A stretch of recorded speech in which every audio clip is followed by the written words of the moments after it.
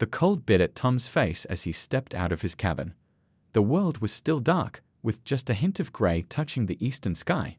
He breathed in deeply, tasting the pine and earth in the crisp Montana morning air. It was the kind of cold that woke you up better than any cup of coffee could. Tom checked his watch, 5:15 a.m. Perfect timing. He had been doing this for over 20 years now, but the excitement of hunting season never faded. There was something about these quiet mornings that kept calling him back to the woods year after year. Inside the cabin, he double-checked his backpack. Water bottles, sandwich wrapped in wax paper, a couple of energy bars, first aid kit, knife, rope, matches in a waterproof case. The familiar weight of his hunting rifle felt right in his hands as he loaded it carefully. Last thing he grabbed was his grandfather's old compass, more a good luck charm these days than a necessity with the GPS on his phone, but Tom never went into the woods without it. His truck started with a rumble that seemed too loud in the sleeping world. The headlights cut through the darkness as he drove down the dirt road, tires crunching over fallen pine needles and small rocks. The radio stayed off. Tom preferred the quiet before a hunt, using this time to clear his head. He parked at his usual spot, a small clearing about half a mile from the main Forest Service road. Not many other hunters knew about this entrance to the national forest. Tom's dad had shown it to him when he was just 12 years old, and he'd been using it ever since. The eastern sky was turning a pale pink as Tom shouldered his pack and started walking. He moved quietly through the trees, his boots making almost no sound on the soft forest floor. Years in these woods had taught him how to become part of the forest rather than an intruder in it. 2 miles in, Tom stopped to drink some water. Something felt different today. He couldn't put his finger on it exactly, but his gut was telling him this wouldn't be a normal hunting trip. Maybe it was the unusual stillness of the forest. Even the birds seemed quieter than usual. He pushed deeper into the woods, following a game trail he knew led to a small meadow where deer often grazed in the early morning. The sun was fully up now, filtering through the pine branches in golden shafts that touched the forest floor like searching fingers. A crow called overhead, the sound echoing through the trees. Tom felt the hairs on the back of his neck stand up. In all his years of hunting, he'd learned to trust his instincts, and right now they were screaming that something wasn't right. He slowed his pace, scanning the woods more carefully. The forest seemed to be holding its breath. No squirrels chattering, no wind moving through the leaves, just that unnatural stillness that made his skin prickle. A branch snapped somewhere ahead. Tom froze, listening intently. Not a deer. The sound was too deliberate, too heavy. Maybe a bear. He tightened his grip on his rifle, not raising it yet, but ready if needed.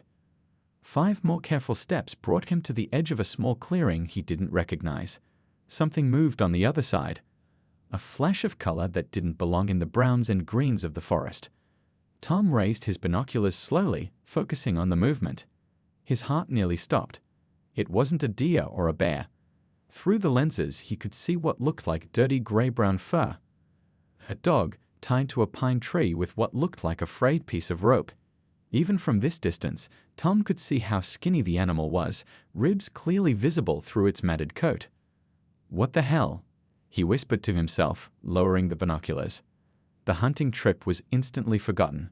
Tom felt a cold weight settle in his stomach as he looked around the clearing, wondering who would leave a dog out here, miles from any road or trail. And why?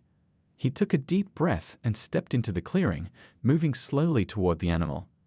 As he got closer, the dog raised its head weakly, eyes reflecting a mix of fear and the smallest flicker of hope. Tom had no idea what he was walking into, but he knew one thing for certain. Nothing about this was normal, and his day had just taken a turn he could never have predicted when he left his cabin in the dark hours of dawn. Tom stood at the edge of the clearing, his heart pounding. The German Shepherd looked even worse up close. Its coat, which should have been thick and shiny, hung dull and matted from its bony frame. The dog's eyes followed Tom's movements, but it didn't have the energy to stand. "Hey there, buddy," Tom called softly, keeping his voice low and gentle. The dog's ears perked up slightly at the sound of a human voice. Tom set his rifle down carefully against a tree and slowly removed his backpack, never taking his eyes off the animal. He pulled out his water bottle and a small collapsible bowl he kept for his own dog back home.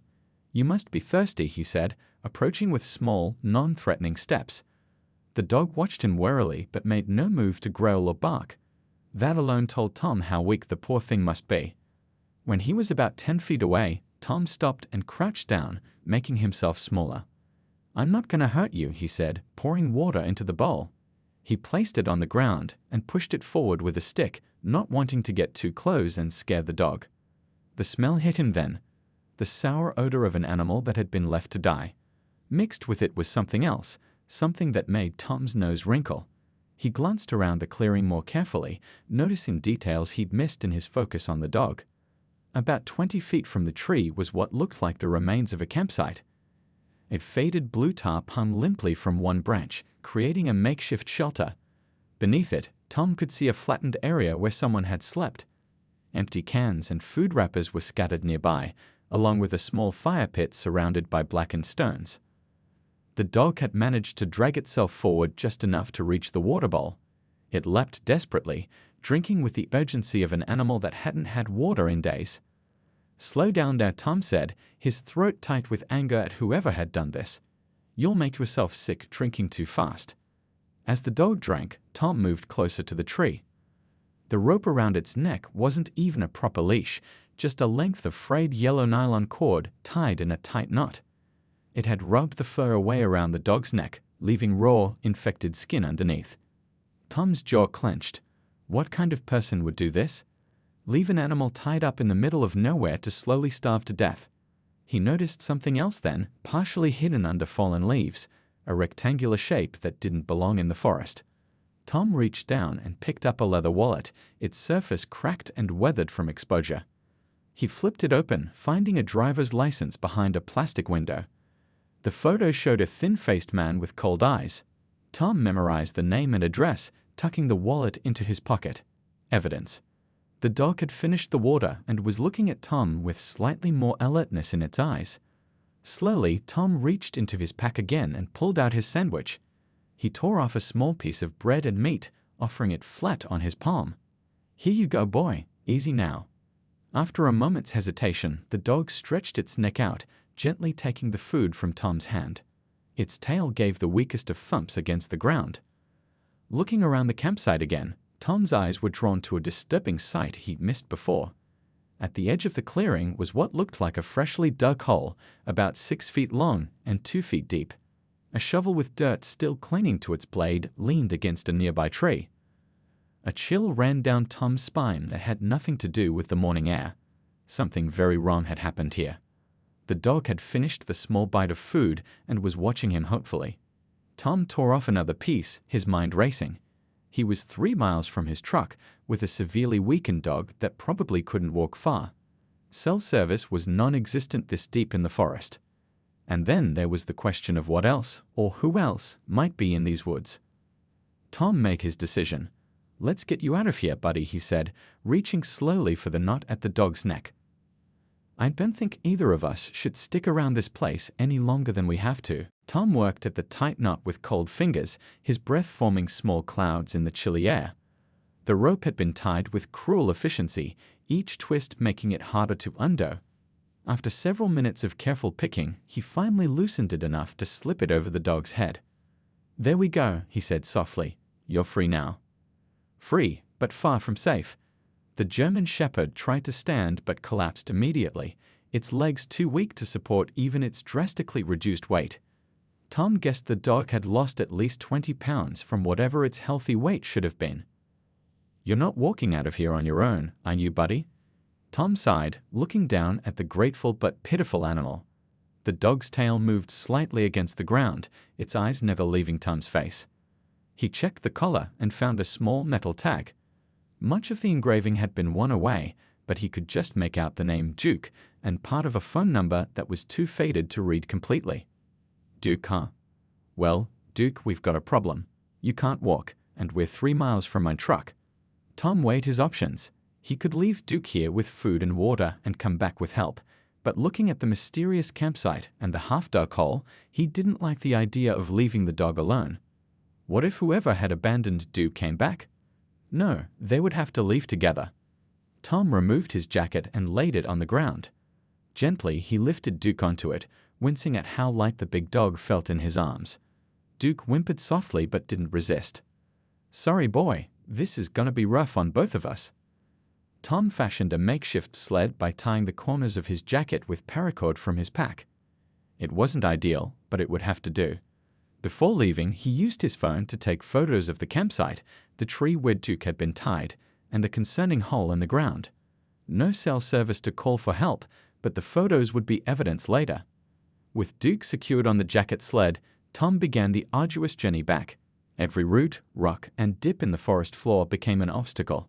He moved slowly, trying to give Duke the smoothest ride possible over the rough terrain. An hour into their journey, Tom had to stop. His shoulders burned and sweat soaked his shirt despite the cool temperature. He knelt beside Duke, offering more water and another small piece of his sandwich. "We're making progress," he said, more to himself than to the dog. "Another couple hours and we'll reach the truck." As they rested, Tom heard a sound that made him freeze, branches breaking somewhere behind them. He strained to listen, every sense on high alert. Another crack, closer this time. Something or someone was following them.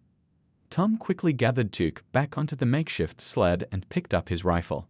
He moved as quietly as possible, changing direction slightly to throw off whoever might be trailing them. The forest, which had always been Tom's sanctuary, now felt threatening. Every shadow seemed to hide danger. He found himself checking behind them constantly, unable to shake the feeling of being watched. After another grueling hour, Duke began whimpering softly.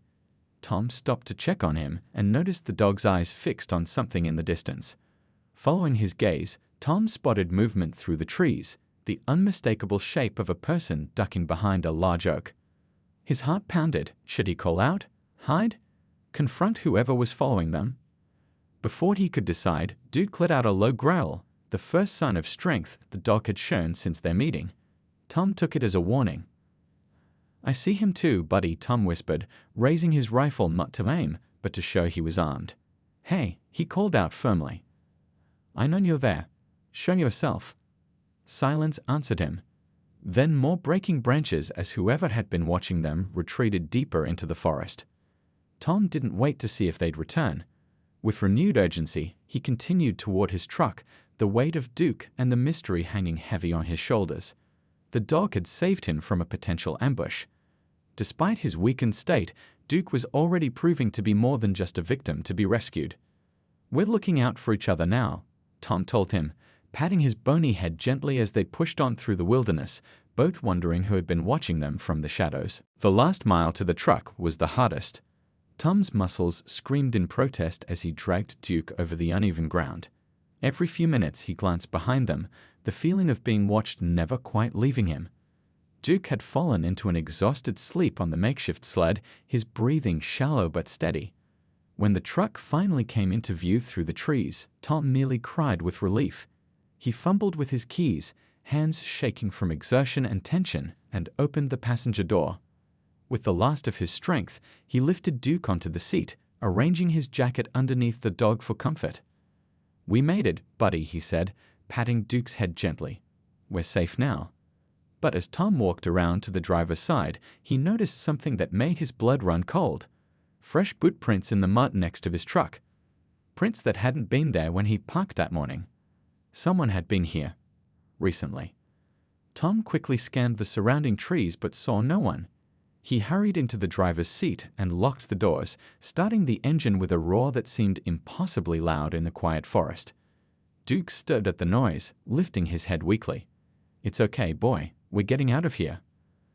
The truck bounced along the rough forest road, Tom driving faster than was wise on the uneven surface. In the rearview mirror, he kept checking for any sign of pursuit, but the road behind them remained empty. 20 minutes later, they reached the main highway. Tom pulled over at the first gas station he saw and ran inside to buy bottled water and some beef jerky for Duke. The teenage clerk looked at him strangely, probably noticing his dirt-smeared clothes and the wild look in his eyes. Back in the truck, Tom poured water into his collapsible dog bowl and held it while Duke drank greedily. The dog managed to eat a small piece of jerky, a good sign that his system was still working. Tom pulled out his phone, now finally showing bars of service.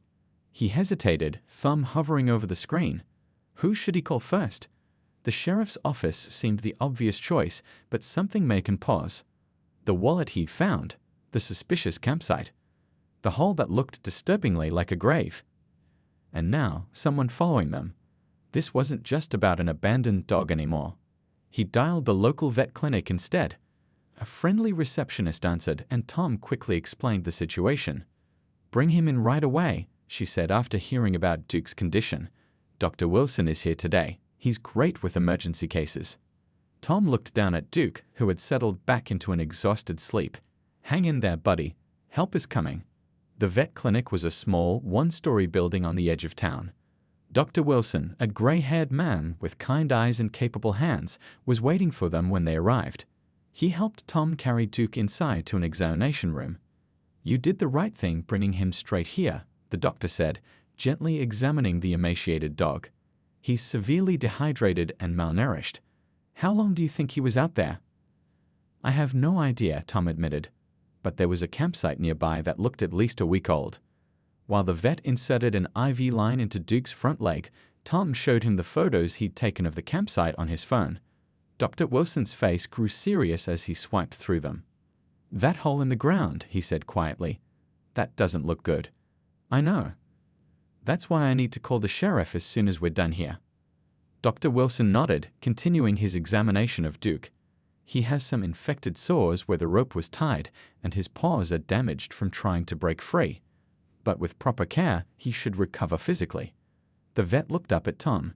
The psychological trauma might take longer to heal. As if understanding they were talking about him, Duke opened his eyes and looked directly at Tom. Despite everything the dog had been through, there was trust in that gaze. It hit Tom right in the heart. "I'll stay with him while you make that call," Dr. Wilson said, noting Tom's expression. "The sheriff definitely needs to see these photos." Tom stepped outside the exam room, phone in hand. The mystery in the forest had just become a police matter, and he had a feeling things were about to get much more complicated. Sheriff Briggs arrived at the vet clinic 20 minutes after Tom's call. He was a tall man with a weathered face that had seen its share of trouble over 30 years in law enforcement, but even he looked disturbed as he scrolled through the photos on Tom's phone. "And you say this was about 3 miles in from the old logging road?" the sheriff asked, handing the phone back. Tom nodded. "Yes, sir. In that small clearing near Beaver Creek. And no sign of who might have camped there, besides the wallet you found." Tom reached into his pocket and pulled out the worn leather wallet. This was half buried under some leaves. The driver's license inside belongs to a guy named Ray Thompson. The sheriff's eyebrows shot up in surprise. He took the wallet carefully, using a pen to flip it open. "Ray Thompson," he repeated, staring at the license. "Well, I'll be damned. You know him?" Tom asked. We know him all right. We've been looking for him for 2 weeks." Sheriff Briggs pulled out his phone and made a quick call. "Hey, it's me. I need you to run that missing persons case on Raymond Thompson again. And bring in Deputy Walker. We might have a break in the case." Inside the exam room, Dr. Wilson was still working on Duke. The dog had 2 IV lines now, delivering fluids and antibiotics. His eyes followed Tom as he re-entered the room with the sheriff. "How's he doing?" Tom asked. "Better. The fluids are helping, but he's still very weak." The vet looked up at Sheriff Briggs. "This is one of the worst cases of animal neglect I've seen in 20 years of practice." The sheriff nodded grimly. "Well, it might be more than just animal neglect we're dealing with." He turned to Tom. "That hole you photographed, my deputies are going to need you to guide them to that location. Think you're up for heading back out there today?" Tom glanced at Duke, not wanting to leave him. The dog seemed to sense his hesitation and whined softly. "He'll be staying here overnight for observation," Dr. Wilson said, understanding Tom's concern. "We need to get his electrolytes balanced and watch for something called refeeding syndrome, which can happen when starved animals start eating again." "We'll take good care of him," the vet's assistant added, stroking Duke's head gently. "He's in good hands." Tom reluctantly agreed to lead the deputies to the campsite. As they left the clinic, Sheriff Briggs explained what they knew about Ray Thompson. He disappeared 2 weeks ago after withdrawing $10,000 from his bank account. His girlfriend reported him missing the next day, claiming he'd gone camping and never returned. She seemed genuinely worried, but we always look closely at romantic partners in missing persons cases. And the dog? Tom asked. Duke. That's the strange part. According to the girlfriend, Ray never owned a dog. She was clear about that because she's allergic to them. Tom frowned. Then whose dog is Duke? And why was he left tied to that tree? Before the sheriff could answer, his radio crackled. He listened for a moment, then his expression darkened. My deputy just ran the partial phone number you found on Duke's tag, he said. It belongs to a man named Frank Cooper. He disappeared 3 months ago while hiking in the National Forest. His case is still open.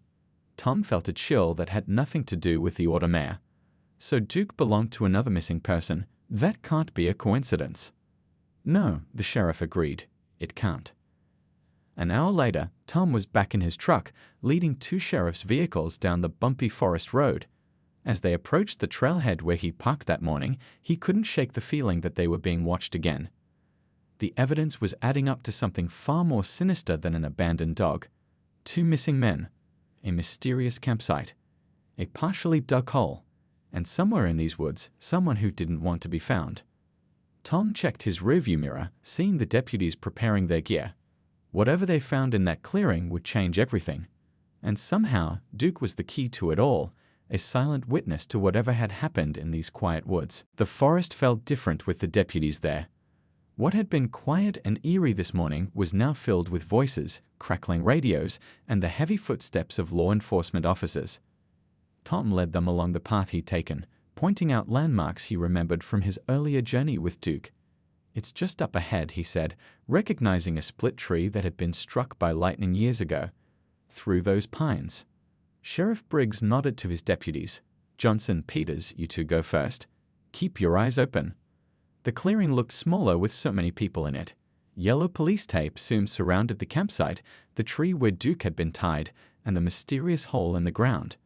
Crime scene technicians took photos and collected evidence, placing items in clear plastic bags with careful notes. Tom stood off to the side, watching as they worked. One deputy was on his hands and knees near the tree, examining the ground where Duke had been. Found something, the deputy called out, holding up a small object with tweezers. Looks like a memory card from a camera. Sheriff Briggs walked over to examine it. Bag it. We'll check it back at the station. Another deputy was carefully excavating the hole Tom had photographed. After digging down about 3 feet, he stopped suddenly. Sheriff, you need to see this. Tom couldn't help himself. He moved closer, standing at the edge of the hole as the deputy brushed dirt away from a dark object. Is that? Tom began. A backpack, Sheriff Briggs finished, crouching down for a better look, buried deliberately. The deputy continued to clear away dirt, eventually revealing a blue hiking backpack. With gloved hands, he carefully lifted it out and placed it on a plastic top. Sheriff Briggs unzipped it slowly. Inside were clothes, a water bottle, a map, and a small notebook. But what caught everyone's attention was a wallet, sitting right on top. The sheriff opened it and pulled out a driver's license. Frank Cooper, he read aloud, looking up at Tom. The first missing hiker. The one whose number was on Duke's tag. A chill ran through Tom despite the afternoon sun filtering through the trees. So both missing men were here? In this same spot? Looks that way, the sheriff said grimly. He flipped open the notebook, scanning the last few pages. His expression grew increasingly troubled as he read. Finally, he handed it to his deputy. Call it in. We need more people out here, and get the state police involved. What did it say? Tom asked. The sheriff hesitated, clearly wrestling with how much to share. Cooper was onto something. He was tracking unusual disappearances in these woods going back years. It seems he got too close to whatever's happening here. Tom glanced around the clearing, the feeling of being watched returning stronger than ever. And Ray Thompson, the second missing man. I'm guessing he found Cooper's research and came looking too. The sheriff pointed to the tree where Duke had been tied. The dog was Cooper's. Thompson must have found him, maybe brought him along to help track Cooper's scent. One of the technicians called out from the far side of the clearing. Sheriff, you better come look at this. Hidden behind a thick stand of bushes, the technician had found a small trail camera strapped to a tree. the kind hunters use to track animal movements. It's still working, the technician said. Memory card is inside. Back at the station an hour later, Tom sat in a small conference room with Sheriff Briggs and 2 state police detectives. On a laptop screen in front of them, they'd watched footage from the trail camera.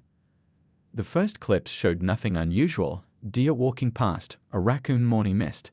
Then suddenly, a man appeared, looking nervously over his shoulder. He was carrying a shovel and dragging something heavy wrapped in the blue tarp Tom had seen at the campsite.